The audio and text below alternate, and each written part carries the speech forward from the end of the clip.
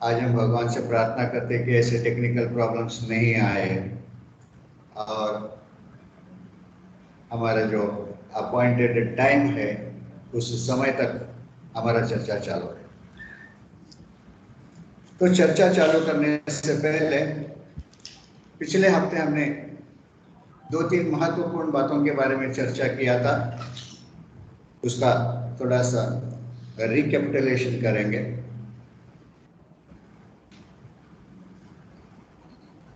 मैं ये बताना चाहता हूँ कि इस अध्याय में हम जो भी फिलॉसॉफिकल पॉइंट्स चर्चा करते हैं ये केवल अर्जुन के लिए ही सीमित नहीं है, कि ये समझना नहीं चाहिए कि ये पॉइंट्स जो है केवल अर्जुन के लिए अप्लाई होते हैं, हमारे लिए अप्लाई नहीं होते हैं, ऐसे बिल्कुल नहीं समझना चाहिए। ये पॉइंट्स जो है हम सब लोगों के लिए, हर जीव के लिए अप्लाई होता है। तो हमारा प्रयास ये होनी चाहिए कि हम जो भी फिलोसॉफिकल पॉइंट्स कुछ निष्कर्ष के ऊपर पहुंच जाते हैं तो वो पॉइंट्स जो है, निष्कर्ष जो है हम सबको अप्लाई होता है और हम सब अपना जीवन में उसको उतार कर उसका फायदा ले सकते हैं। तो सबसे इंपॉर्टेंट पॉइंट हमने चर्चा किया पिछले बार, जो भी व्यक्ति पूर्ण पुरुषोत्तम भगवान का चरण कमल का आश्रय लेता है जीत हमेशा उसी का होता है। भले उसको बहुत से कठिनाइयों का सामना करना पड़ता है, फिर भी आखिर में जीत उसी का होता है। और भगवान जो है ऐसे भक्त का दास बनकर उसका सेवा करना पसंद करते हैं। और दूसरा सबसे इंपॉर्टेंट पॉइंट जो हम हमेशा याद रखना चाहिए,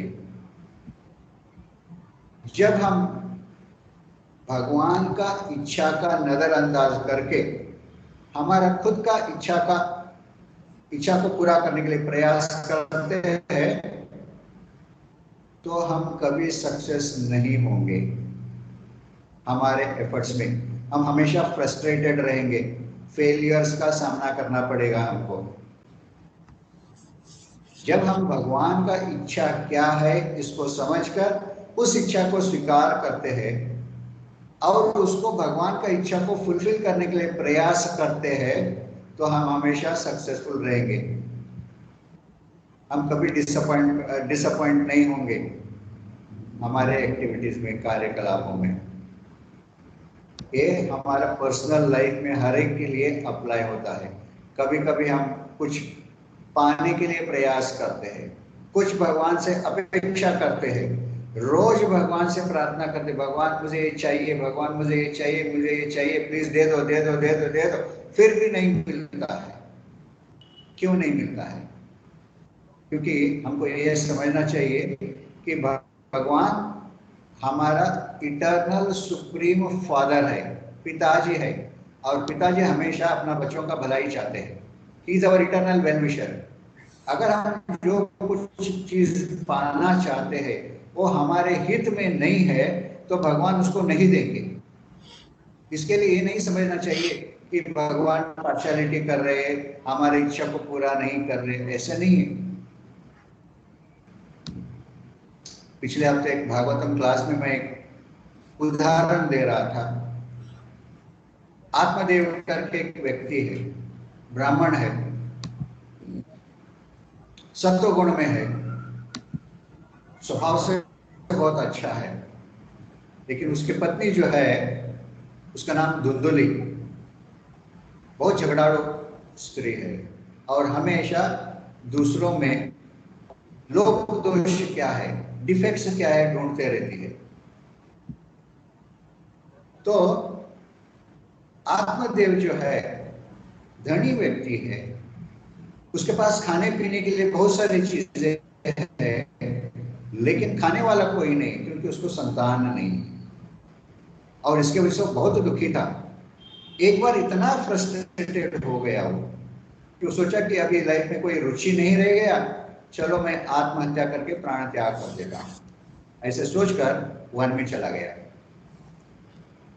और वहां एक साधु का मुलाकात होता है।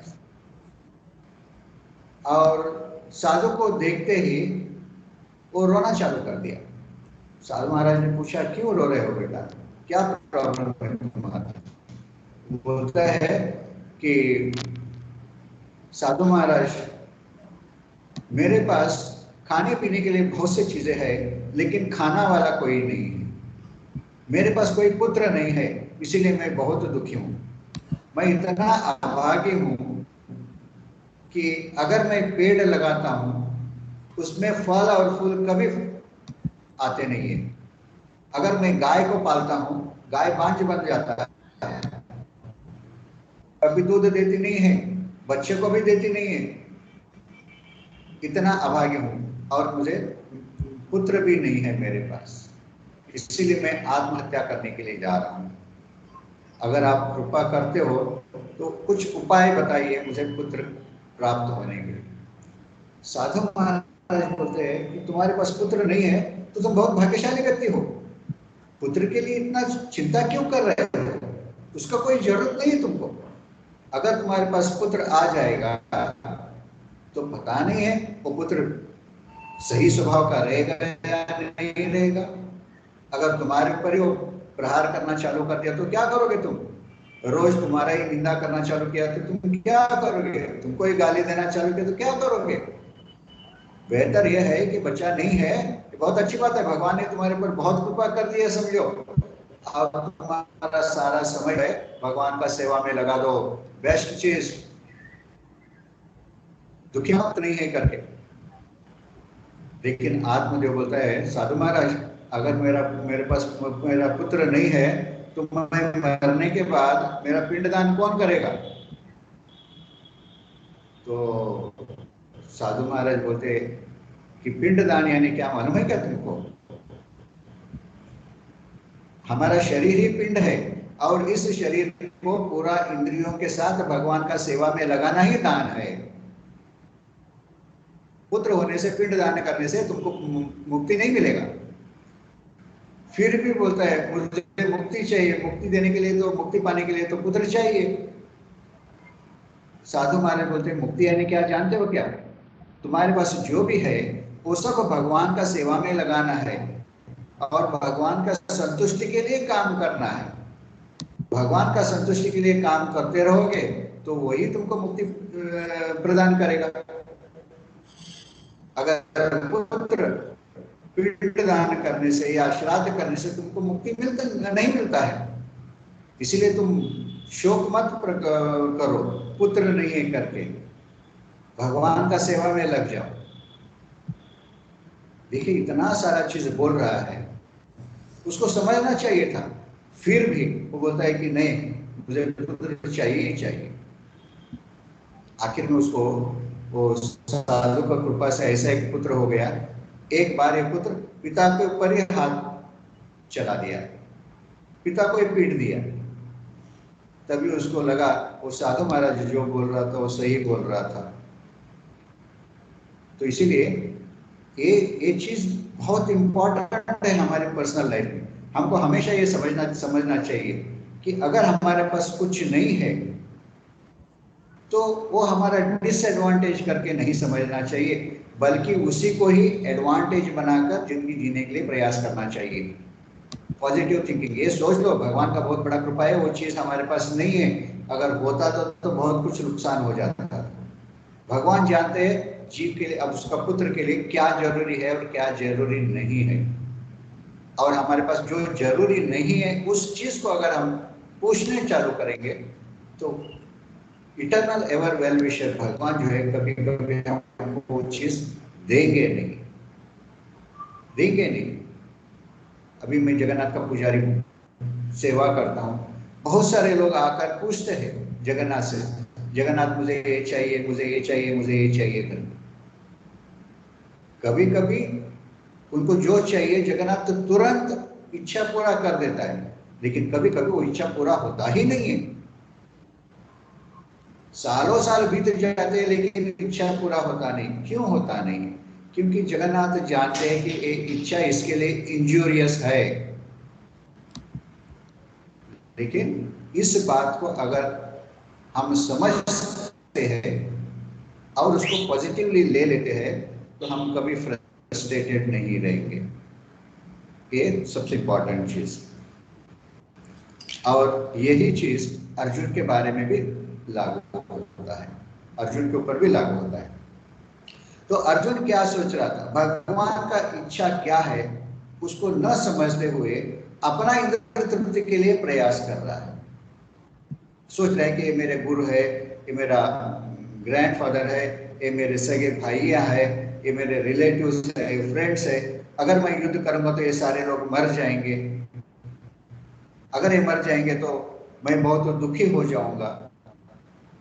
तो जब हम भगवान का इच्छा को नजरअंदाज करके हमारा खुद का इंद्र तृप्ति के लिए प्रयास करते हैं तो हम हमेशा फ्रस्ट्रेटेड रहेंगे, कंफ्यूज्ड रहेंगे, बिवाइल्डर्ड रहेंगे।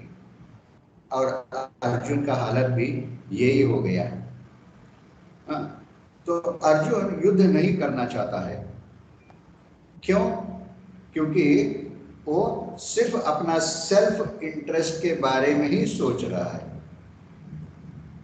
अपना शरीर के संबंधित व्यक्ति जो है, अगर वो मर जाए तो मुझे नुकसान होगा, मैं दुखी हो जाऊंगा, इसके बारे में सोच रहा है।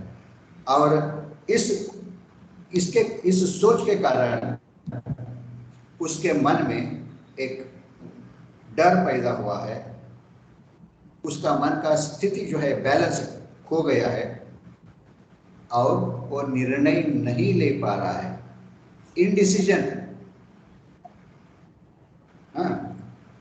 और नैतिक नियमों के बारे में कंफ्यूज्ड हो गया है। नैतिक नियम जो उसको करना चाहिए, नियमों का पालन करना चाहिए, उसके बारे में वो कंफ्यूज हो रहा है। मुझे करना चाहिए, नहीं करना चाहिए, इनडिसीजन। तो अर्जुन का आर्ग्यूमेंट क्या है युद्ध नहीं करने का? पहली बात जो है, अर्जुन कहता है मुझे युद्ध नहीं करने का है क्योंकि कंपैशन, करुणा के वजह से इन सारे लोग जो है इनके प्रति मैं करुणा, मेरे पास बहुत करुणा है, मेरे ग्रैंडफादर के प्रति, आचार्य द्रोणाचार्य के प्रति, मेरे कजिन ब्रदर्स के प्रति, फ्रेंड्स एंड रिलेटिव्स, क्यों अननेसेसरी मर जाएंगे मेरे हाथ से। तो एक आर्गुमेंट दिया। लेकिन कंपैशन कहाँ अप्लाई करना चाहिए, कहाँ अप्लाई नहीं करना चाहिए, इसके बारे में ज्ञान होना बहुत जरूरी है। अगर एक व्यक्ति डूब रहा है और हम ये सोचते कि अरे वो डूब रहा है लेकिन उसका कपड़े जो है वो गीले हो जाएंगे, कपड़े फट जाएंगे, कपड़े खराब हो जाएंगे करके सोचकर कपड़े के बारे में हम कंपैशन दिखाने, करुणा दिखाने चले जाएंगे, तो एक कंपैशन का एप्लीकेशन जो है गलत होगा। कंपैशन का एप्लीकेशन गलत होगा। एक बार एक साधु अपने शिष्यों को लेकर नदी में चला जाता है स्नान करने के लिए। स्नान कर रहा है और वहां काफी सारे लोग भी स्नान कर रहे हैं। वहां एक स्त्री जो है वो स्नान कर रही थी, उसका पांव फिसक गया और वो पानी में गिर गई। उसको तैरने के लिए नहीं आता है और वो चिल्लाने लगी, बचाओ बचाओ बचाओ बचाओ। तो साधु ने देखा एक औरत तो डूब रही है, वो तो सन्यासी थी। उसने क्या किया, छलांग मारा और उसके हाथ में उस स्त्री का बाल मिल गया। वो बाल पकड़कर उसको खींच के तट पर ले गया। काफी सारे लोग जमा हुए थे उधर, उनको बुलाया कि चलो इसने पानी पिया है, उसका पेट से पानी बाहर निकालो करके वो अपना कपड़ा चेंज किया, फ्रेश कपड़ा पहना और चला निकल गया और इंसिडेंट को भूल गए।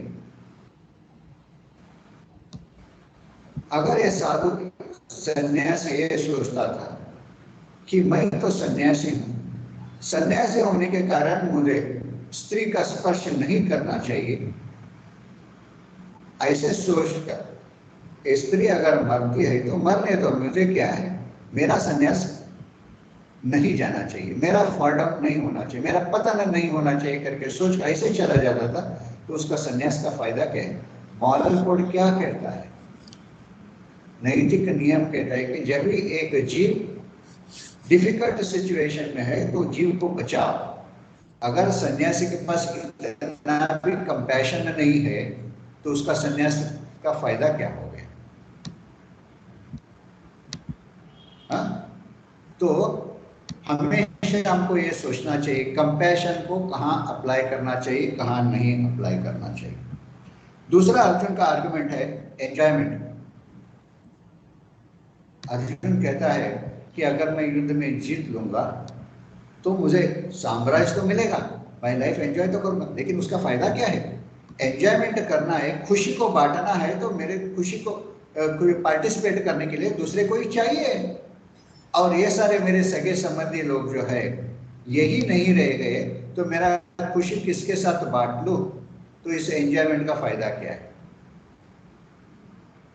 कोई फायदा नहीं। तो युद्ध में अगर मैं जीत हासिल करूं या हार जाऊं, दोनों मेरे काम के लिए नहीं है, तो युद्ध करके फायदा क्या है? ये दूसरा आर्गुमेंट। तीसरा आर्गुमेंट, ये सबसे इंपॉर्टेंट आर्गुमेंट, एवर्शन टू सिन।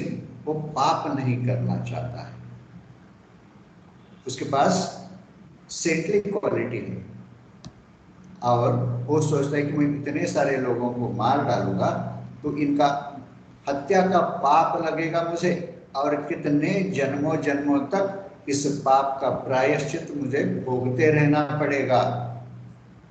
और ये एक कारण के वजह से भगवान अर्जुन को 18 अध्याय तक भगवत गीता का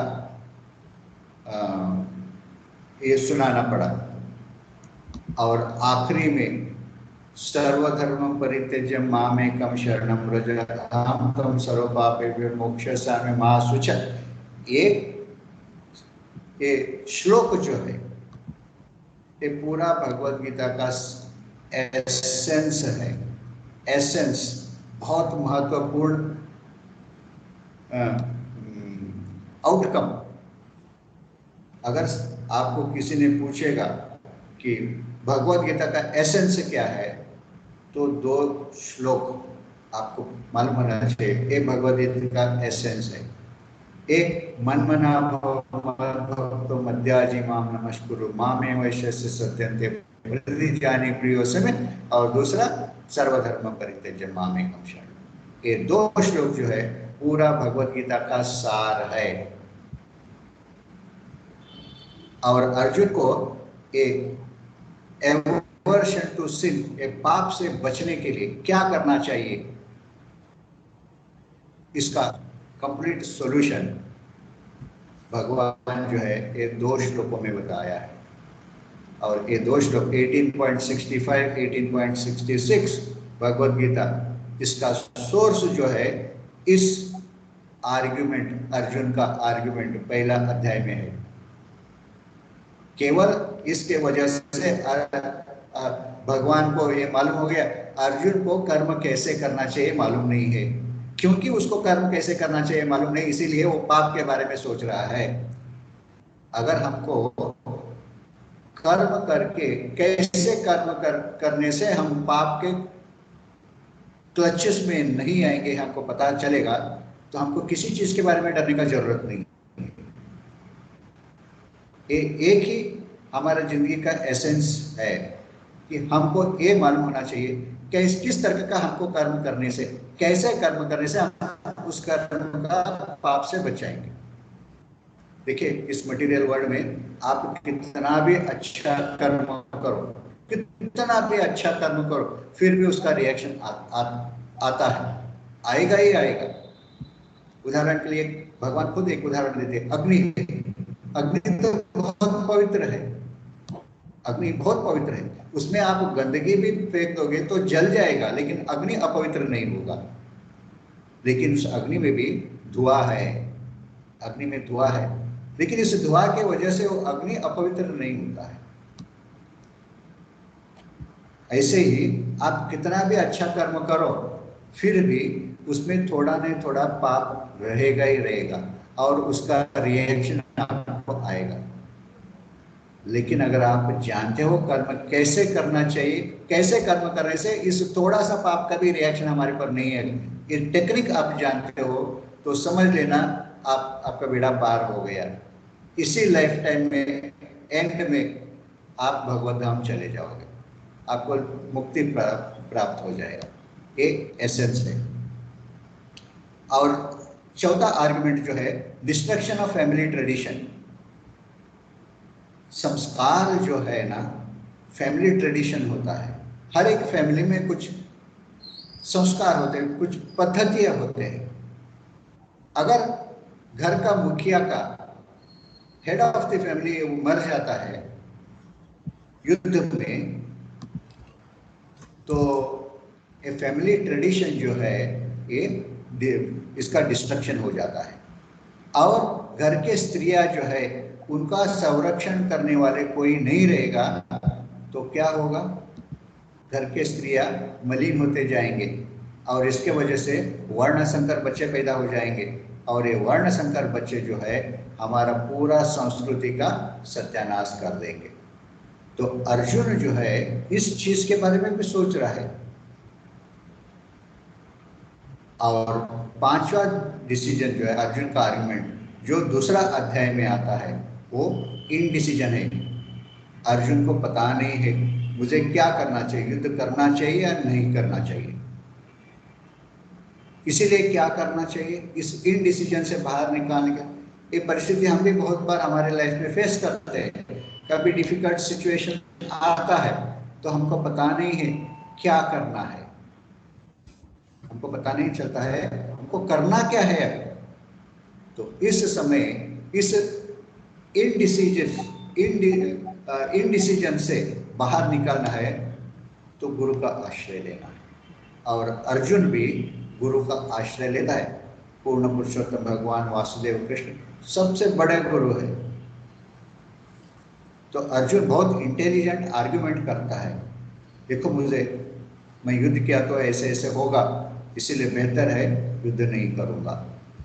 इसलिए अपना धनुष बाण छोड़ देता है, नीचे रख देता है और रोने लगता है। तो इन श्लोक जो है 28 to 46 एक क्या कहता है, जब जीवात्मा भगवान का इच्छा क्या है इसका नजरअंदाज करके खुद का इच्छा को फुलफिल करने के लिए प्रयास करता है तो हमेशा वो फ्रस्ट्रेटेड रहता है। जैसे अर्जुन अभी फ्रस्ट्रेटेड हो गया, इनडिसीजन हो गया। दूसरा, अर्जुन का कंपैशन जो है वो दिखाता है अर्जुन बहुत सेंटली व्यक्ति है। एक साधु का एक गुण होता है दूसरों के प्रति कंपैशन, करुणा। अगर किसी के पास करुणा नहीं है, बद्ध जीवों के प्रति करुणा नहीं है, तो वो असाधु कहा जाता है। तो अर्जुन के पास करुणा है, इसीलिए वो साधु व्यक्ति है। और तीसरा पॉइंट, वैदिक संस्कृति में फैमिली का महत्व क्या है। फैमिली के एल्डर्स जो होते हैं वो हमेशा अपने बच्चों को मार्गदर्शन करते रहते हैं संस्कृति के बारे में, रिलीजियस ट्रेडिशंस कैसे कैसे मेंटेन करना चाहिए। हम भी देखते हैं हमारे फैमिली में, वैदिक कल्चर में घर के स्त्रियां जो होते हैं ना, हमारी एल्डर्स घर के स्त्रियों को कभी खाली बैठने के लिए नहीं देते। अगर उनके पास समय है, थोड़ा बच जाता है, वो बोलते हैं हल्दी कुंकू का कार्यक्रम करना चालू करो, या एक कार्यक्रम करना चालू करो, या एक व्रत करना चालू करो।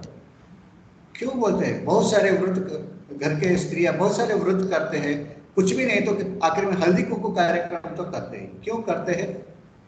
अगर वो खाली रहेंगे, मन जो है गलत चीजों के बारे में सोचना चालू करेगा। अगर मन गलत चीजों में व्यस्त हो गया, सब सत्यानाश हो जाएगा।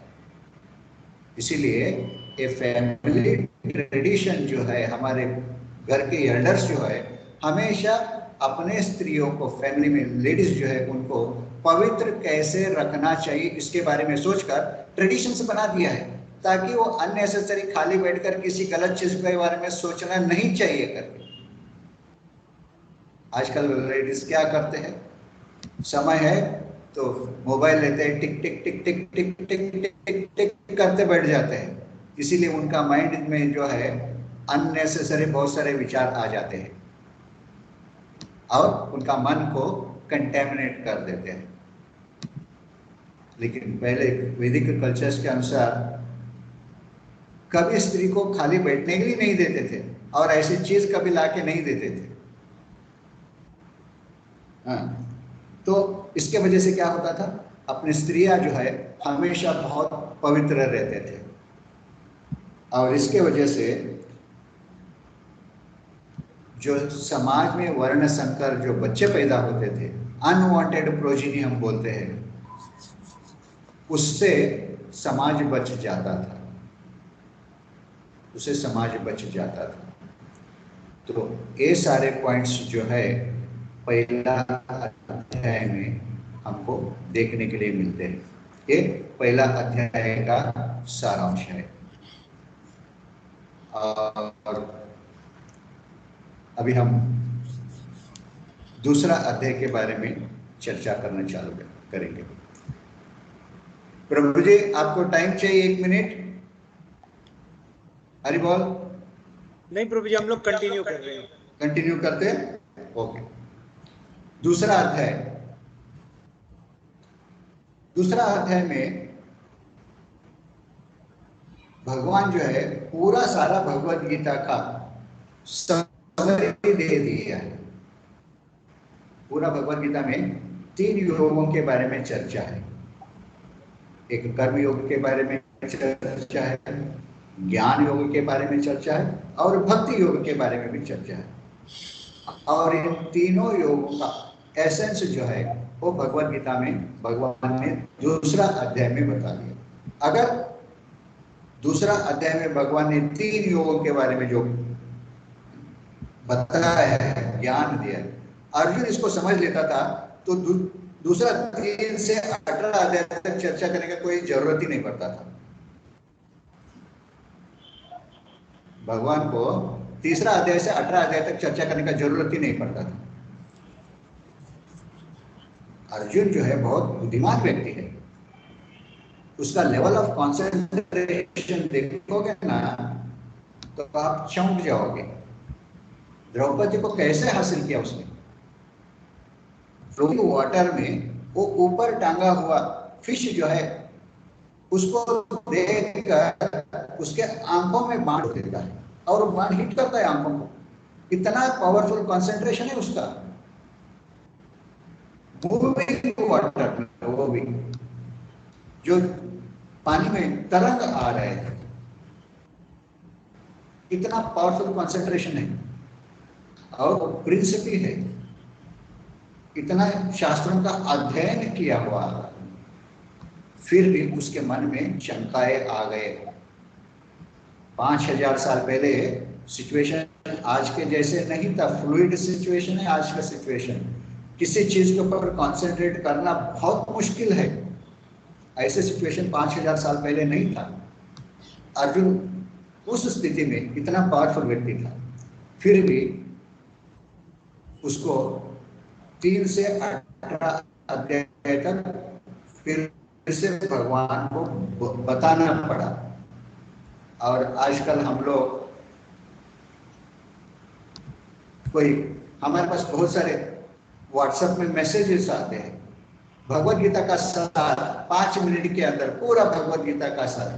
अरे तुम क्या भगवत गीता का सार 5 मिनट में बताने के लिए भगवान वासुदेव कृष्ण है, या 5 मिनट में तुम्हारा सार समझने वाले के अर्जुन से बाप है? अननेसेसरीली अपना पब्लिसिटी पॉपुलैरिटी के लिए बहुत सारे लोग ऐसे मैसेजेस भेज देते हैं और उसमें इतने मिस्टेक्स होते हैं कि वो सुनने के लिए लायक नहीं रहता है।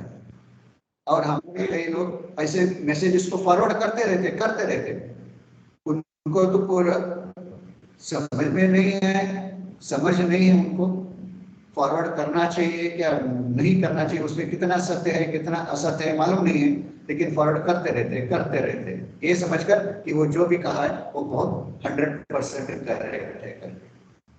इसलिए ऐसे जो मैसेजेस आते हैं ना, ऐसे कभी उनको पढ़कर फॉरवर्ड नहीं करना चाहिए। केवल हमको हमारे पास कृष्ण भक्ति में इस्कॉन में बहुत सारे ग्रंथ है, हमको उसी ग्रंथ को पढ़ने के लिए प्रयास करना चाहिए। अभक्त ने लिखा हुआ ग्रंथ कभी नहीं पढ़ना चाहिए। अभक्त ने दिया हुआ मैसेज कभी पढ़कर उसको फॉरवर्ड मत करिए। आपको अगर पढ़ने का शौक है तो बहुत सारे ग्रंथ है हमारे पास, भगवत गीता है, भागवत है, चैतन्य चरितामृत है, भक्ति संदर्भ है, रूप और सनातन गोस्वामी के ग्रंथों का रचना किया है। जिंदगी भर पढ़ोगे तो आपको समय ये नहीं होगा।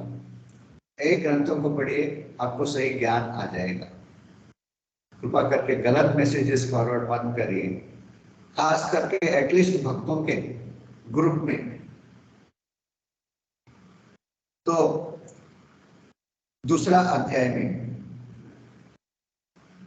पहला 1 से 10 श्लोक तक अर्जुन अपना दूसरा डाउट्स बताता है और भगवान के प्रति सरेंडर हो जाता है।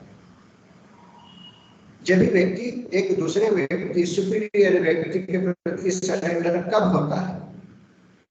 जब उसको एक मालूम होता है कि मेरा बुद्धि, मेरा पर्सनल इंटरेस्ट, ये मेरा कुछ काम का नहीं है। जब उसको ये रियलाइजेशन हो जाता है, मेरा मन और मेरा बुद्धि मुझे सही मार्ग नहीं दिखा रहा है, इसका रियलाइजेशन कभी होता है तभी वो सुपीरियर अथॉरिटी उसका शरण में आ जाता है। ये प्रिंसिपल हमको भी अप्लाई होता है, केवल अर्जुन को ही अप्लाई नहीं है। जब भी हम हमारे पर्सनल लाइफ में डिफिकल्ट सिचुएशन को फेस करते हैं और हमको ये मालूम नहीं होता है कि हमको क्या करना चाहिए, हमको मार्गदर्शन लेना चाहिए गुरु का। गुरु होते हैं किसके लिए? बद्ध जीवों को मार्गदर्शन करने के लिए ही गुरु होते हैं। इसलिए हमेशा अगर हम गुरु का, इवन हमको पता भी है हम जो डिसीजन ले रहे हैं, फिर भी सुपीरियर अथॉरिटी के साथ चर्चा करना चाहिए और एक कंफर्म करके लेना चाहिए कि मैं जो डिसीजन लिया है वो सही है क्या नहीं है करके। Then you are 100% correct and you are 100% safe. You are 100% safe. अगर हम फॉलो नहीं करेंगे तो हमारे पास सेफ्टी का कोई रास्ता नहीं है। हम कभी सेफ नहीं रहेंगे हमारे डिसीजन में और हमारे लाइफ में भी डिफिकल्टीज को हमको फेस करते रहना पड़ेगा।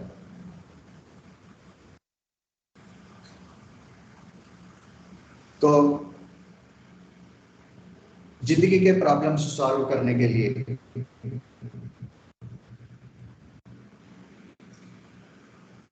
गुरु का नेसेसिटी,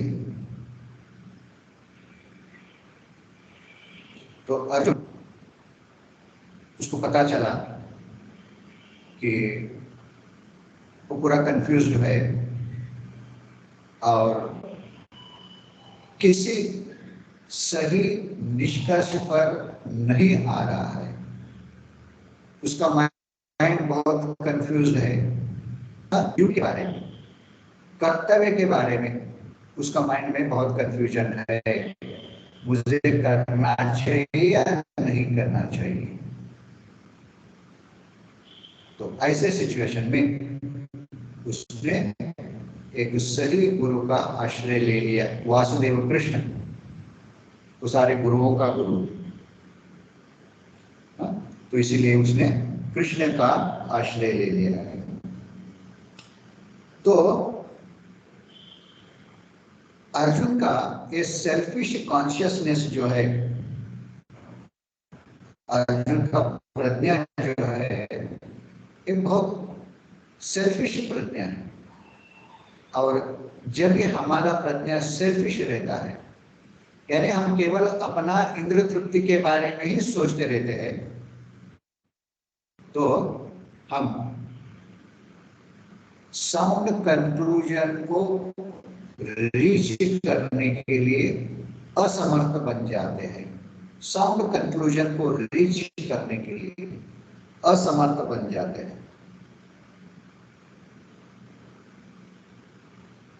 तीसरा पॉइंट, जैसे मैंने आपको कंपैशन के बारे में बताया, compassion is really very good point. आदमी के पास करुणा, लेकिन करुणा कहाँ लगाना कभी मालूम होना चाहिए। प्रभुपाद भी इस परपोर्ट में बताते हैं, अगर आदमी डूब रहा है और उसका कपड़े के प्रति हम करुणा निकाल देते हैं, तो उसका क्या फायदा।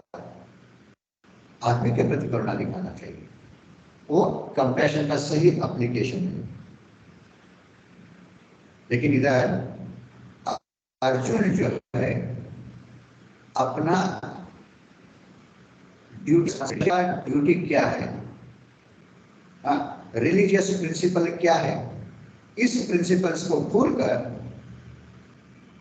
कंपैशन शरीर के प्रति दिखा रहा है। देखिए, एक बहुत समझने की पॉइंट है, महत्वपूर्ण पॉइंट है। जब भी हम धर्म के मार्ग पर चलते हैं, तो हम अनुसार उसका कोई नियम बनाए गए। तो वर्णाश्रम सिस्टम में 4 वर्ण और 4 आश्रम है। ब्राह्मण, क्षत्रिय, वैश्य, शूद्र, ये 4 वर्ण है। और ये वर्ण किस आधार पर चुन गया है? आदमी का स्वभाव और गुण, इसके अनुसार। ये जरूरी नहीं कि मेरे माता पिता ब्राह्मण है, उनके पेट से मैं जन्म लिया इसलिए मैं भी ब्राह्मण हो गया, नहीं, ये गलत है। अगर मेरे माता पिता ब्राह्मण है और मेरे पास अगर क्षत्रिय का गुण है, अगर कोई व्यक्ति दूसरा सज्जन व्यक्ति के प्रति प्रहार कर रहा है, उसका कोई दोष नहीं है, और उसको देखकर मैं तुरंत उसमें इंटरफेयर करता हूं और उसको रोकने के लिए प्रयास करता हूं, इसका मतलब मेरे पास क्षत्रिय का गुण है। तो मुझे कौन सा प्रिंसिपल्स को अप्लाई हो जाता है? क्षत्रिय का प्रिंसिपल्स मुझे अप्लाई हो जाते हैं। मुझे उस प्रिंसिपल्स को पालन करना चाहिए। एक मेरा धर्म है, वर्णाश्रम के अनुसार, वैदिक संस्कृति के अनुसार हमारा धर्म क्या है? हमारा धर्म वर्णाश्रम धर्म है। हम हिंदू नहीं है, नहीं मुस्लिम, नहीं क्षत्रिय, ईसाई। हम हमारा धर्म वर्णाश्रम के अनुसार, वर्णाश्रम धर्म है, वैदिक संस्कृति के अनुसार। हमारा रियल धर्म वर्णाश्रम है, और इस वर्णाश्रम धर्म का पालन करते ही करना यानी विष्णु का आराधना करने का बराबर है। विष्णु का आराधना वर्णाश्रम धर्म का प्रिंसिपल्स को फॉलो करने से विष्णु का आराधना होता है, क्योंकि विष्णु ने, कृष्ण ने इस वर्णाश्रम सिस्टम को बनाया है। इस बहुत साइंटिफिक लाइन पर है, इसमें किसी तरह का लोक दोष नहीं है। तो इस मिसअंडरस्टैंडिंग की वजह से हायर वैल्यूज ऑफ लाइफ क्या है अर्जुन भूल गया है। क्योंकि जब हम हमारे प्रिस्क्राइब्ड ड्यूटीज वर्णाश्रम के अनुसार फॉलो करते हैं, इस ड्यूटीज को फॉलो करने से हमारा कॉन्शियसनेस, प्रज्ञा प्योर होते जाता है। हमारा गुण और स्वभाव के अनुसार हम कार्य करते हैं उस प्रिंसिपल्स के ऊपर, तो इससे हमारा प्रज्ञा प्यूरिफाई होते जाता है। अर्जुन क्षत्रिय होने के कारण क्षत्रिय नियमों का वो पालन करता है, तो इस पालन करने से ही उसका कॉन्शियसनेस, प्रज्ञा प्योर हो जाता है और इससे ही विष्णु या कृष्णा प्रसन्न हो जाता है। लेकिन इसको भूल जाता है, अपना धर्म का नियमों का पालन करना छोड़ देता है, ये सोचकर कि मैं इसको पालन करने से मेरा इंद्र तृप्ति नहीं हो रहा है करके, तो वहां वो सचमुच पाप होता है। मैं भौतिक लेवल पर कभी कभी उदाहरण देता हूं अमिताभ बच्चन का। अमिताभ बच्चन का स्वभाव क्या है? स्वभाव से ही इज एन एक्टर, स्वभाव से नेचुरल एक्टर है। तो कई सालों पहले अपना इस स्वभाव के अनुसार काम करने का छोड़कर वो पॉलिटिक्स में ज्वाइन किया, एमपी बनने का। और हुआ क्या? उसका पूरा जिंदगी का बर्बादी हो गया। यहां तक उसको अपना बंगला भी 60 करोड़ रुपए में गिरवी रखना पड़ा और फिर से वो काम छोड़ दिया पॉलिटिक्स का और अपना ओरिजिनल स्वभाव के अनुसार काम चालू कर दिया। तो 1 साल के अंदर उसने फिर से अपना घर को ले लिया और उसका जिंदगी में बहुत सारे परिवर्तन हो गए। स्वभाव के अनुसार काम करना ये बहुत बहुत इंपॉर्टेंट चीज है। मैं दूसरा भी एक उदाहरण बार बार देता रहता हूँ। मेरे पहचान वाले 2 वकील हैं, दोनों फ्रेंड्स हैं, एक ही कॉलेज में एक ही टाइम पर दोनों ने LLB पास किया, एक ही समय में दोनों ने प्रैक्टिस भी करना चालू किया।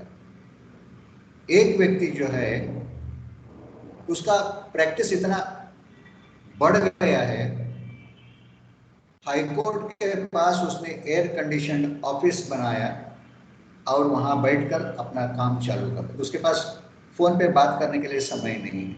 अगर किसी का अपॉइंटमेंट चाहिए तो पहले ही बोल देते 50,000 का चेक लेके आओ करके।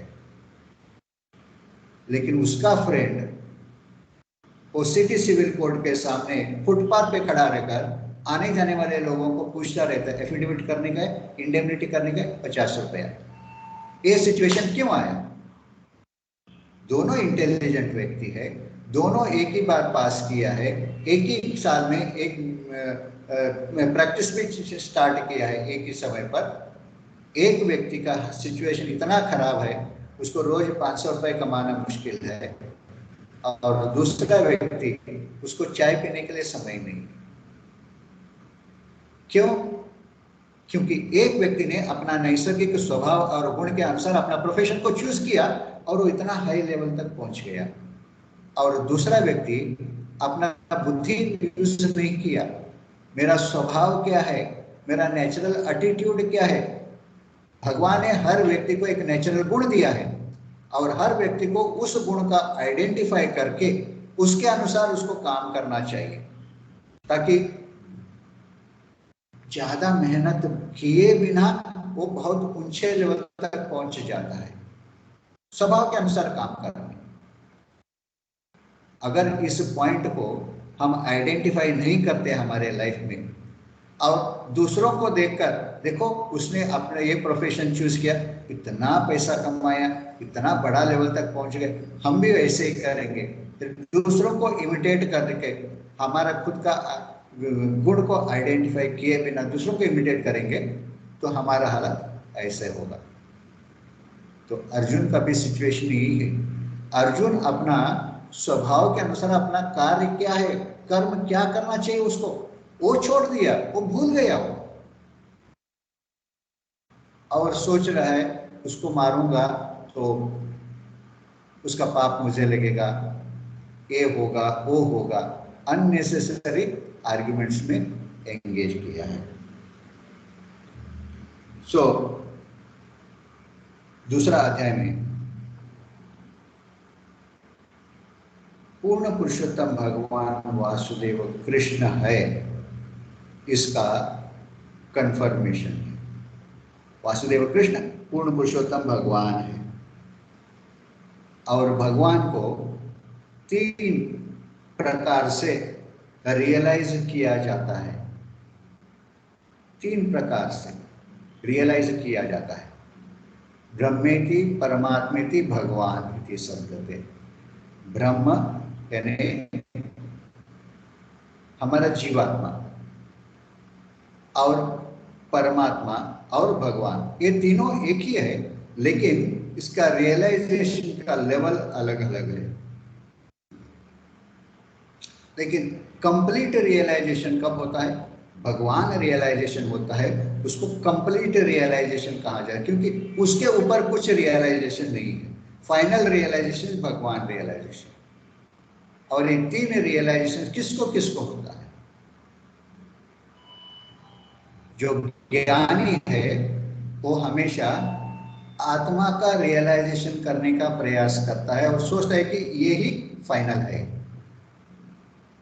योगी जो होता है वो योग साधना के माध्यम से, मेडिटेशन के माध्यम से हृदय में बैठा हुआ परमात्मा का रियलाइजेशन करने का प्रयास करता है, वो योगी रियलाइजेशन है। लेकिन भक्त जो है आत्मा का रियलाइजेशन के बारे में भी सोचता नहीं है, परमात्मा रियलाइजेशन के बारे में भी सोचते हैं, वो डायरेक्टली पूर्ण पुरुषोत्तम भगवान के साथ संबंध जोड़ देता है और आखिरी में उस भगवान का रियलाइजेशन प्राप्त करता है। ये रियलाइजेशन जो है हाईएस्ट लेवल का रियलाइजेशन, इसके ऊपर कोई रियलाइजेशन नहीं है।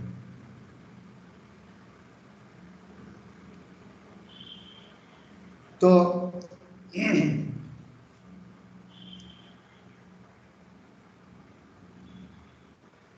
अर्जुन गुरु को स्वीकार किया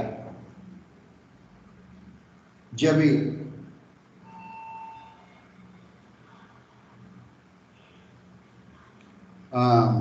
अर्जुन को ये रियलाइज हो गया इंडिपेंडेंटली इस भौतिक दुनिया का प्रॉब्लम्स जो है मैं सॉल्व नहीं कर पाऊंगा। इंडिपेंडेंटली इस भौतिक दुनिया के जो प्रॉब्लम्स है, परप्लेक्सिटीज है, कॉम्प्लिकेशंस है, इसको मैं समझ नहीं पाऊंगा और इसको सॉल्व भी नहीं कर पाऊंगा। ये हमारा सिचुएशन भी है। इस भौतिक दुनिया में बहुत सारे प्रॉब्लम्स हैं और हर प्रॉब्लम हम सॉल्व नहीं कर पाते हैं, इसीलिए हमेशा हम दुखी रहते हैं। लेकिन इसका आसान तरीका, इन सारे प्रॉब्लम से मुक्त होने का आसान तरीका क्या है? अगर हम गुरु के पास जाते हैं तो गुरु हमको बहुत आसान तरीका बता देते हैं। मटेरियल वर्ल्ड में, मटेरियल एग्जिस्टेंस में, भौतिक दुनिया में 3 तरीके के प्रॉब्लम्स होते हैं, आदि दैविका, आदि भौतिका और आध्यात्मिका। आदि दैविका यानी क्या है? नेचुरल कैलेमिटीज, बहुत तेज धूप है, हम कंट्रोल सहन नहीं कर पाते, बहुत ठंडी है, हम सहन नहीं कर पाते, बहुत बारिश हो गया, बहुत सारा नुकसान हो गया, हाँ, भूकंप आ गया, सब मकान गिर गए, ये हो गया, वो हो गया, पहाड़ टूट गया, करोड़ों लाखों करोड़ रुपए का नुकसान हो गया। ये आदि दैविक, क्योंकि ये नेचुरल कैलेमिटीज जो होते हैं दैवी प्रकृति के प्रभाव से होते हैं, उसके ऊपर हमारा कोई कंट्रोल नहीं होता है। क्या भूकंप के ऊपर किसी आदमी का कंट्रोल है? आदमी ने भूकंप को स्टॉप करने का कैपेसिटी किसी आदमी के पास है? किसी सरकार के पास है? नहीं है। क्लाउड बर्स्ट होता है, क्या किसी गवर्नमेंट के पास कंट्रोल है क्लाउड बर्स्ट को रोकने का? नहीं है। बारिश आ रहे आते रहे, हाँ? नदियां फुल होकर बह रहे, ओवरफ्लो हो रहे, बाढ़ आ रहा है, इतना फसल नुकसान हो रहा है, उसको रोकने का कैपेसिटी किसी के पास है? नहीं। ये सारे नेचुरल कैलेमिटीज में आ जाते हैं और नेचुरल तत्वों के ऊपर किसी का भी अधिकार कंट्रोल नहीं होता है। एक हो गया। आदि दैविक, आदि भौतिक यानी क्या है? आदि भौतिक यानी हमारे आजू बाजू के लोग जो है वो हमको तकलीफ देते हैं, हम समाज में रहते हैं, दूसरे लोगों से हमको तकलीफ हो रहा है, ये आदि भौतिक। आध्यात्मिक क्लेश यानी क्या है? हमारा शरीर और हमारा मन ही हमको तकलीफ दे रहा है, हमारा शरीर और हमारा मन हमको तकलीफ दे रहा है। तो हर व्यक्ति इस दुनिया में ये तीन तरह का क्लेशों से ग्रस्त रहता है हमेशा, और इन तीन क्लेशों से बचना है तो क्या करना चाहिए? आध्यात्मिक गुरु के पास जाइए, वो आपको मार्गदर्शन करेंगे, आपको मार्गदर्शन करेंगे। हाँ, महाराज परीक्षित वो भी इस क्लेश से तड़प रहा है, तो सारी चीजों को छोड़कर अपना राज्य त्याग कर दिया, सब राज्य का वेश त्याग कर दिया, एक कोपिन पहनकर गंगा नदी के तट पर आ गए, और वहां सुखदेव गोस्वामी भी आ गए। भगवान ने सुखदेव गोस्वामी को भेज दिया उधर, चलो राजा परीक्षित है उसको मार्गदर्शन करो करके। और सुखदेव गोस्वामी क्या करते हैं? राजा को बोलते हैं, राजन ये तीन तरीके का जो तकलीफ है, इस तकलीफ से अगर मुक्त होना है तो बहुत आसान तरीका है। वो क्या है? श्रीमद् भागवतम का कथा का श्रवण करना। जो भी व्यक्ति श्रीमद् भागवतम का कथा का श्रवण करता है, प्रतिदिन श्रवण करता है, और किससे श्रवण करता है? जो शुद्ध भक्त है, जो परंपरा में आया है, उसका मुखारविंद से श्रवण करता है, वो तीनों तरह का क्लेशों से तुरंत मुक्त हो जाता है, इमीडिएट रिलीफ मिल जाता है उसको। श्रीमद् भागवतम का कथा का श्रवण करना। तो एक कब मालूम हो जाएगा हमको? जब भी हम गुरु के पास जाकर उसे बताते हैं और सॉल्यूशन पूछते हैं, तो गुरु बहुत दयालु होते हैं, वो हमको बता देते हैं, सॉल्यूशन बता देते हैं। तो अर्जुन जब उसको मालूम हो गया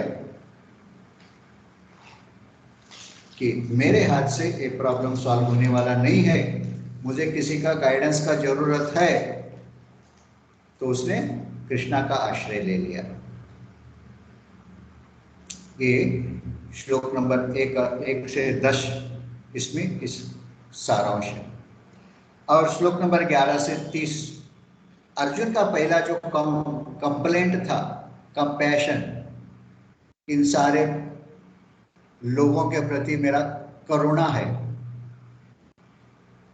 इस करुणा का आर्गुमेंट जो है इसको भगवान डिफीट कर देते हैं।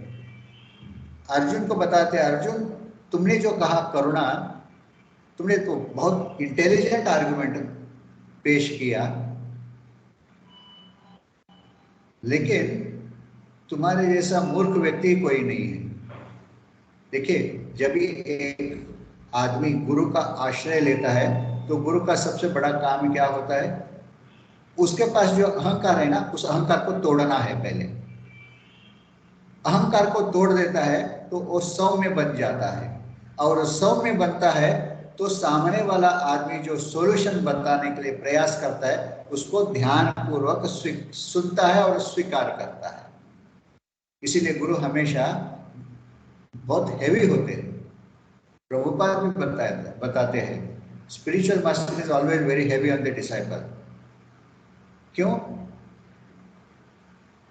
गुरु कोई द्वेष नहीं करते अपने शिष्य से, लेकिन शिष्य के मन में जो थोड़ा सा अहंकार है, मैं बहुत कुछ जानता हूं, मैं कितना इंटेलिजेंटली मेरा आर्गुमेंट पेश किया है, देखो भगवान के सामने, कृष्ण के सामने मेरे पास नॉलेज है।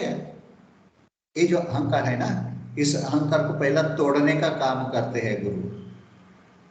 अगर आदमी का अहंकार टूट जाता है तो वो माइल्ड बन जाता है, और जब ये माइल्ड बनता है तो सामने वाला आदमी जो बताता है उसको स्वीकार, सुनने का और स्वीकार करने के लिए प्रयास करता है।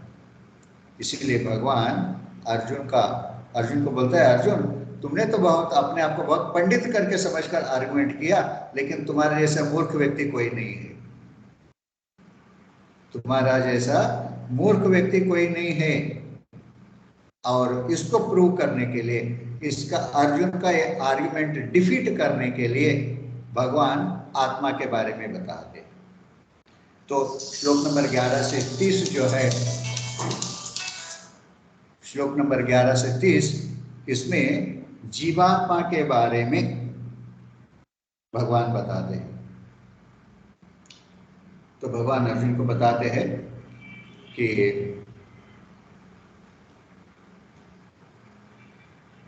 अभी समय 10 बज गया, प्रभु जी क्या करेंगे, कंटिन्यू करेंगे क्या? हरि बोल, 10 बज गया टाइम। रक्षक प्रभु, हरे कृष्णा प्रभु जी, दंडवत प्रणाम। हाँ, समय 10 बज गया, कंटिन्यू करेंगे क्या स्टॉप करेंगे? स्टॉप करेंगे हम लोग का, बट हमारे पास जो 15 मिनट है एक्स्ट्रा, उसमें किसी को कुछ क्वेश्चन है तो वो हम लोग ले सकते हैं। ओके, ठीक है। तो 11 से आगे चर्चा जो है हम अगले हफ्ते करेंगे। प्रभु जी ने मुझे सिर्फ 6 क्लास दिया है, लेकिन मुझे नहीं लगता है कि 6 क्लास में ये सारी चीज कंप्लीट, 6 चैप्टर का सारांश कंप्लीट होगा करके, क्योंकि मेरा एक आदत, बहुत खराब आदत भी है, मैं एक बार एक्सप्लेन करने के लिए बैठता हूँ तो बहुत एक्सप्लेन करते चला जाता हूँ। ये नहीं सोचता हूँ कि इसको एक्सप्लेन करना चाहिए क्या नहीं करना चाहिए करके समय के अनुसार। तो हो सकता है हमारे क्लास 6 से थोड़ा सा एक्सटेंड हो जाएंगे, तो प्लीज मुझे टॉलरेट करिए, मेरा विनती है। हाँ, तो 11 से 30 तारीख, 30 श्लोक जो है उसका चर्चा हम अगले शनिवार चालू करेंगे। ओके, अभी आपके पास कोई शक है, कोई डाउट्स है? अब तक हमने जो चर्चा किया है, क्या आपको लगता है कि हमने जो चर्चा किया है वो वैलिड पॉइंट नहीं है आपके अनुसार, उसमें गलती है, आपको लगता है तो आप कृपा करके ओपन योर हार्ट और पूछिए, प्रश्न पूछिए। हर क्लास के बाद प्रश्नोत्तर होना बहुत जरूरी होता है। ये प्रश्नोत्तर से क्या होता है कि वक्ता को मालूम होता है कि श्रोता जो है सोच रहे हैं क्या नहीं सोच रहे, क्या गाय के जैसे बैठकर सुन रहे हैं, उनको समझ में आ रहा है क्या नहीं आ रहा है, ये वक्ता को मालूम होता है। इसलिए प्रश्नोत्तर बहुत इंपॉर्टेंट है हर क्लास के बाद। तो आप प्रश्न पूछ सकते हैं बिना कोई संकोच के। Please, any questions? प्रभु जी साक्षात धन्यवाद। कृष्ण प्रभु जी। हाँ, हरे कृष्ण। हाँ प्रभु जी, this is normal case. Everybody has confusion, and throughout life they are in confusion. How to identify their natural attitude, natural forte? है ना? They keep on trying, keep on doing, and success नहीं आ रहा है क्योंकि मैंने ये किया वो किया। So some आपके एक्सपीरियंस के हिसाब से आप कुछ उसमें ऐड करेंगे और बताएंगे तो हमारे लिए, सबके लिए, मतलब that will be useful tips to identify, to go on that the way. मतलब किस तरह से जाना है कि नेचुरल फोर्टे, नेचुरल एटीट्यूड हमें एटलीस्ट पता चले, और नहीं तो किस मार्ग पे जाना चाहिए जहां पता चले। Very important point. हाँ, जब तक हमको पता नहीं लगता है कि हमारा नेचुरल स्वभाव क्या है, देखिए हमको माइन्यूटली हमारा मन को और हमारा बिहेवियर को ऑब्जर्व करता रहना चाहिए। माइन्यूटली ऑब्जर्व करना है। अभी हमारे एक छोटा बच्चा है, अभी हम उसको माइन्यूटली ऑब्जर्व करेंगे, उसका लाइकिंग्स क्या है, डिसलाइकिंग्स क्या है, हमको पता चलता है। तो उससे मालूम होता है कि उसका नेचुरल स्वभाव क्या है करके, उसका नेचुरल स्वभाव क्या है करके। उदाहरण के लिए मैं एक पर्सनल एग्जांपल देता हूं। कई साल पहले मैं कल्याण में था और मेरा सोसाइटी का लिफ्ट में चढ़ा। उस लिफ्ट में हमारे सोसाइटी के दो बच्चे, मे भी 7-8 साल के होंगे, दो बच्चे चढ़ गए, मेरे साथ ही लिफ्ट में एंटर किया। तो उसमें से एक लड़का बोल रहा है अपने फ्रेंड को, देखो मैं उस दुकान वाले को कैसे चुना लगा के आया। I am telling his own words. यही शब्द यूज किया। अभी भी मेरे ख्याल से अभी 20 साल हो गए इस इंसिडेंट, 20 साल से ज्यादा, फिर भी मुझे याद है। वो छोटा 7 साल का लड़का अपना फ्रेंड को बोल रहा है, बहुत खुशी से बोल रहा है, देखो मैं उस दुकान वाले को कैसे चुना लगा के आया करके। तो इससे मालूम होता है हाँ, कि उस बच्चे का नेचुरल स्वभाव क्या है। He has got a cheating propensity. तो आगे बढ़कर वो चीटर ही बनेगा। हाँ, तो हम अगर हमारे इस स्वभाव को माइन्यूटली ऑब्जर्व करते रहेंगे, हमको मालूम होता है हमारा नेचुरल क्वालिटी क्या है। फॉर एग्जाम्पल, हम जब भी खाली बैठे रहते, कुछ पिक्चर का गाना बहुत ढंग से गाने का प्रयास करते रहते, उदाहरण के लिए ढंग से गाने का प्रयास करते हैं। तो एक प्रयास करते क्या है, हमारे पास एक इंस्टिंक्ट है, एक क्वालिटी है।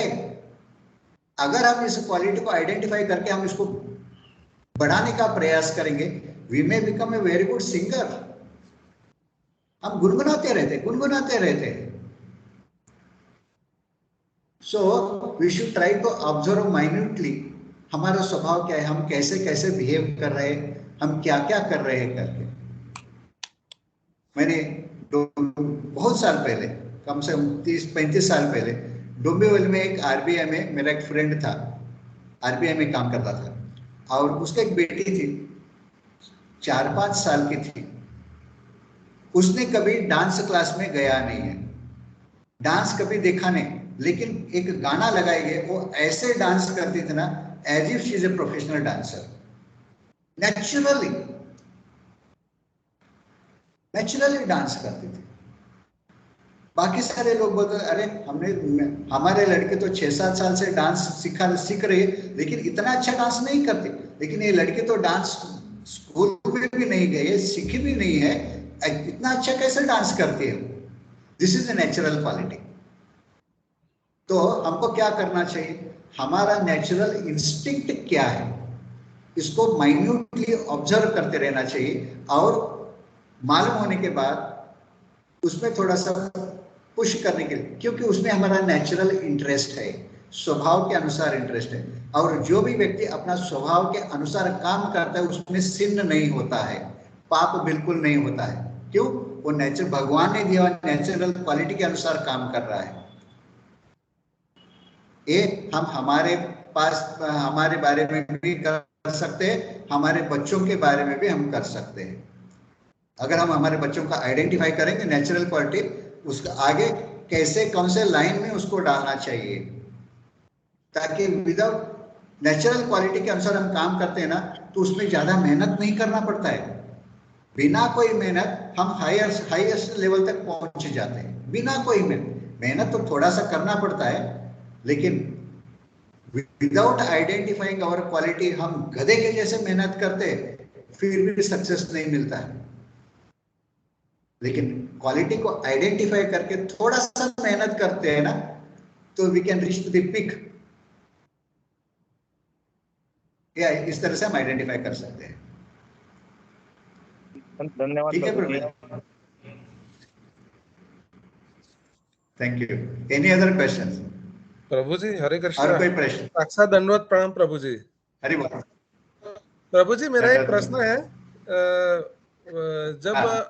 ये जो भगवत गीता का ज्ञान देना श्री कृष्ण ने शुरू किया था अर्जुन को, तो हाँ। उस टाइम पे बाकी लोग जो थे, अगर वो लोग भी सुन लेते तो शायद ये महाभारत का युद्ध भी नहीं होता, ऐसा भी हो सकता है। ये मुझे थोड़ा सा कंफ्यूजन है, तो इसमें थोड़ा आप गाइड करेंगे प्रभु जी?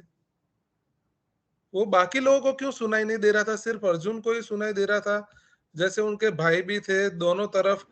तो हाँ, मुझे वो कई बार वो क्वेश्चन आता है दिमाग में। हरे कृष्ण। भगवान ने अर्जुन को ही क्यों चुना भगवत गीता बताने के लिए, दुर्योधन को क्यों नहीं चुना?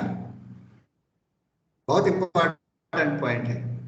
भगवान इसका उत्तर अर्जुन को बताते ही 4था अध्याय में, अर्जुन मैं इस ज्ञान तुमको दे रहा हूं क्योंकि you are my friend and you are not envious of मी।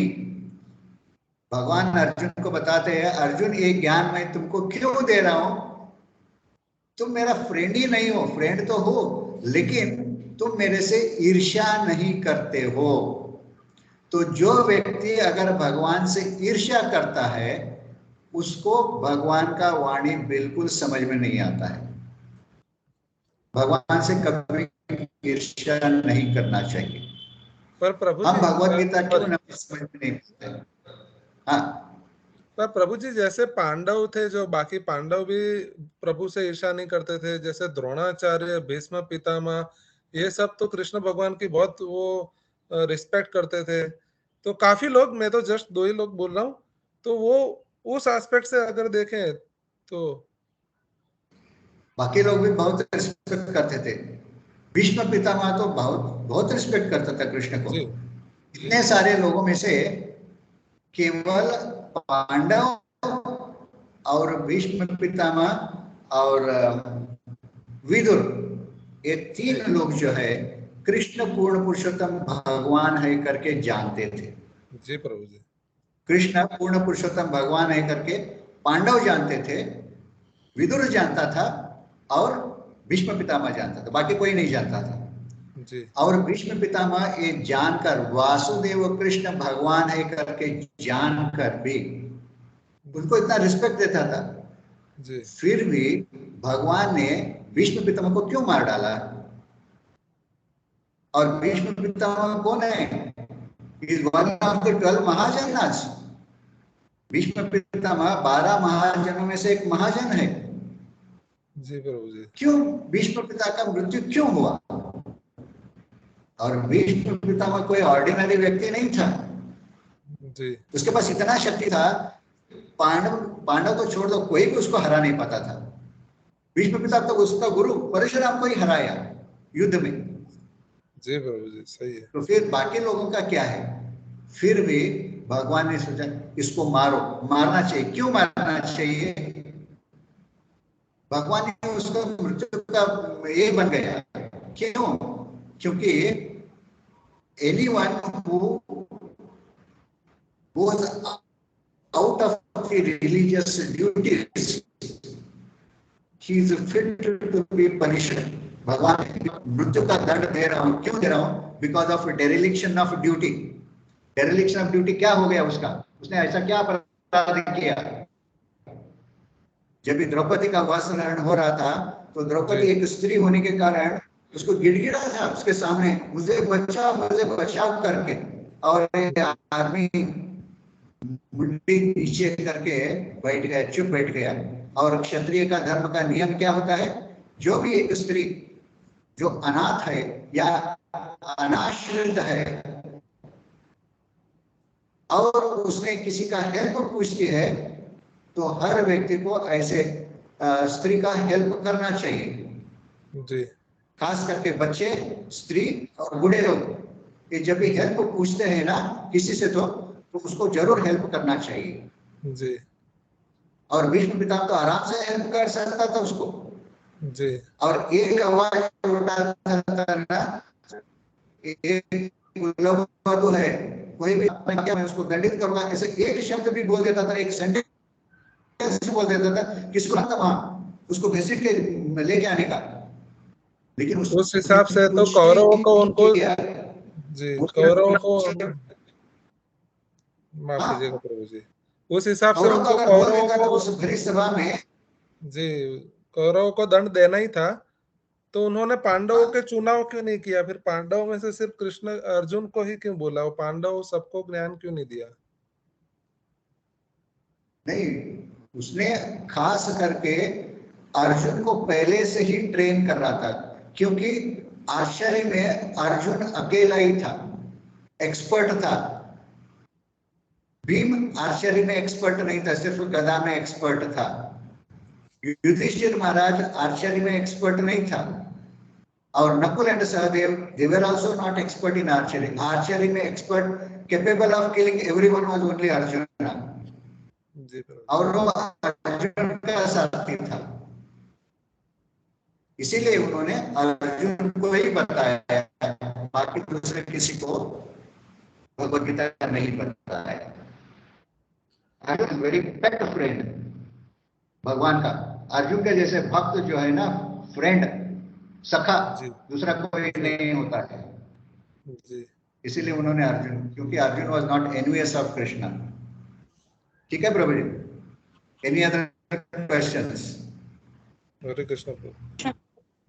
दंडवत प्रणाम। दंडवत प्रणाम। हरि बोल। हाँ प्रभु जी, आपने वो आत्मदेव ब्राह्मण के बारे में बताया ना? हेलो। हाँ बोलिए। हाँ प्रभु जी, तो उस आपने जब वो बोलता है आत्मदेव ब्राह्मण के साधु को कि आप मेरा पुत्र नहीं है तो मेरा पिंडदान कौन करेगा? हरे कृष्णा। तो साधु कहता है कि पिंड माने शरीर, पिंड माने शरीर। मैं एक्चुअली रिकैप कर रही हूँ प्रभु जी, मैं थोड़ा मेरा क्या, पिंड माने शरीर, और शरीर को सेंसेस के साथ भगवान की सेवा में लगाना, दैट इज पिंडदान। करेक्ट, दिस इज रियल पिंडदान। वो साधु बोलते हैं आत्मदेव को। इसलिए किसी को अगर मृत पिता जो है उसको अगर हम प्रसाद ऑफर करते हैं पिंडदान करके, वो गलत है। इसके बारे में तुम सोचो मत। केवल तुम्हारा शरीर जो है भगवान का सेवा में लगा, वही पिंडदान है। दिस इज सही इंटरप्रिटेशन। और फिर वो कहता है कि अगर मेरे को पुत्र नहीं होगा तो मुझे मुक्ति नहीं मिलेगा। तो फिर साधु कहते हैं कि अगर आप भगवान की इच्छा के अनुसार कार्य करते रहते हैं तो आप मुक्त अवस्था में हैं। ये मैं ठीक कह रही हूँ कि और कुछ उसमें ऐड करना है? सही है। हमको हमेशा भगवान का संतुष्टि के लिए काम करते रहना पड़ेगा। यही, इससे ही हमको मुक्ति मिलता है, दूसरे किसी चीज से नहीं है। जी जी, बस प्रभु जी मुझे ये 2 ही पॉइंट क्लियर करना है, क्योंकि मैंने लिखे नहीं वो, तो इसलिए मैं आपको थोड़ा किया। और प्रभु जी, जो आप अभी जो प्रभु जी ने पूछा था ना आपको कि हमारा जो नेचुरल स्वभाव है वो हम कैसे जाने, कैसे हम जैसे बच्चों को अगर कौन सा लाइन देना है, माने उनको नेचुरल इंस्टिंक्ट कहाँ है? तो हमको ऑब्जर्व करते रहना पड़ेगा। हमारा नेचुरल स्वभाव क्या है, हमको माइन्यूटली ऑब्जर्व करते रहना पड़ेगा। हम ऑब्जर्व करते रहेंगे तो हमको मालूम होता है नेचुरल इंटरेस्ट किसमें है हमारा करके। और प्रभु जी मुझे ऐसे लगता है कि इसके साथ जिनके भी बच्चे अभी जैसे बड़े हो रहे हैं, या फिर उनको अभी लाइन लेना है, कि उनको तय करना है कि उनको कौन सा लाइन लेना है, तो अगर वो बच्चा खुद भी भगवान को प्रे करते रहे कि मेरा नेचुरल स्वभाव मुझे मालूम नहीं है, मेरा फ्यूचर किस में अच्छा है या मेरे लिए क्या कल्याणकारी है ये मुझे समझता नहीं है, तो कृपया आप मुझे गाइड करिए। तो अगर ऐसा वो रोज 2 मिनट भी प्रार्थना करेगा तो कुछ ही दिनों में या महीनों में शायद उसका वो नेचुरल स्वभाव भगवान प्रकट कर देंगे। हो सकता है, अगर उसके पास प्यूरिटी है तो उसको मालूम हो जाएगा, भगवान reveal with in his heart. ठीक है। हाँ प्रभु जी, अगर प्यूरिटी नहीं भी है लेकिन अगर वो जेन्युइनली ये कर रहा है तो कुछ ना कुछ तो उसको रास्ता दिखा हो सकता है, भगवान रिवील कर सकते हैं उसको, भगवान रिवील कर सकते। ऐसा माने मुझे ऐसे लगता है, तो अभी मैं आजकल बच्चों को वही बोलती हूँ, मेरे या कोई और भी बच्चे जैसे मुझे पूछते हैं कि हमें क्या करना चाहिए, अभी क्योंकि मैं डॉक्टर हूँ तो मुझे काफी मेरे पेशेंट्स भी पूछते हैं, जो यंग बच्चे रहते हैं, व्हाट शुड वी डू। तो मैं उनको ये सिंसियरली भगवान को प्रे करो कि भैया मेरा कल्याण इसमें है, मुझे मालूम नहीं, but you know it best, तो kindly show me the right path. तो ऐसे बताती हूँ, तो उन कुछ ना कुछ तो उसको देंगे ही प्रभु जी। अगर रोज बंदा प्रार्थना करेगा तो उसको तो भगवान को रेसिप्रोकेट कुछ ना कुछ तो करना पड़ेगा ना। हाँ, करना पड़ता है ना, तो भगवान रिवील करेंगे उनको। हाँ, भगवान रिवील करेंगे। और बहुत अच्छा मैंने आपने जो आज बहुत इम्पोर्टेंट पॉइंट्स बताए, मुझे बड़ा अच्छा लगा। भले ही लेट होता है, हमें और 4-5 लेक्चर लगे, पर प्रभु जी इसी स्पीड से जाइएगा। आप बहुत अच्छे से कर रहे। मेरा कोई भरोसा नहीं होता है माता जी, मेरा मूड पे ऊपर डिपेंड रहता है। Anyway, thank you so much. मुझे थैंक यू। हरे हरे कृष्णा। क्या हरे कृष्णा। जस्ट जी प्रभु जी, जैसे आपने बताया ना कि बच्चे ने प्रार्थना करना चाहिए। देखो, प्रार्थना करना, फोर्सफुल करना, पहले सबसे पहले तो विश्वास होना चाहिए कि हम जो कर रहे हैं वो सही में अच्छा कर रहे हैं। तो पहले विश्वास जनरेट करना बहुत जरूरी है। मेरे मतलब हमने जो अभी तक थोड़ा ज्ञान लिया है उससे तो यही पता है कि पहले तो विश्वास होना चाहिए कि हाँ सही में मैं प्रार्थना कर रहा हूँ तो मैं विश्वास के साथ कर रहा हूँ, ताकि और उसमें वो अपने आप को भी ऑब्जर्व करके विश्वास के साथ अगर करे तो डायरेक्शन उनको मिलेगा। अगर बिना विश्वास से करते रहेंगे कि चलो 2 बार कर रहा हूँ तो शायद वो अंधकार में ही रहेंगे। विश्वास बहुत जरूरी, वेरी इंपॉर्टेंट, ऐसा मुझे लगता है एज अ टीचर आल्सो। विश्वास इज मोस्ट इम्पोर्टेंट। फेथ बहुत इम्पोर्टेंट है। कंटिन्यू फॉर मोर देन 1 और 2 डेज। फेथ रहेगा तभी करेगा। यस, नो समटाइम नहीं, कभी कभी कैसा है ना, हम अभी भौतिक जगत में हमें क्या है ना कि जब इससे करने से मुझे कुछ मिल जाए, शायद मैं सक्सेसफुल हो जाऊं, वो उनके मन में एक ये भी होता है कि चलो इससे कुछ रिटर्न मिल जाए, उससे कुछ हो जाए।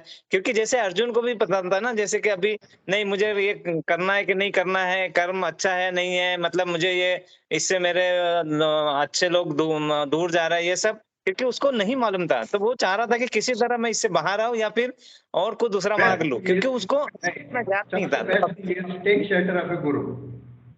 सबसे best thing is take shelter of a guru, because simply looking at the face of a person, guru can identify what is his natural quality. Simply looking at the face, like Prabhupada किसी का चेहरा देखते तो बोल देते कि अरे तुम भगवान का पेंटिंग करना चालू करो, भगवान का पिक्चर पेंट करो करके। किसी का चेहरा देख के प्रभुपाद बोल देते कि तुम गाना गाना चालू, भजन गाना चालू करो करके।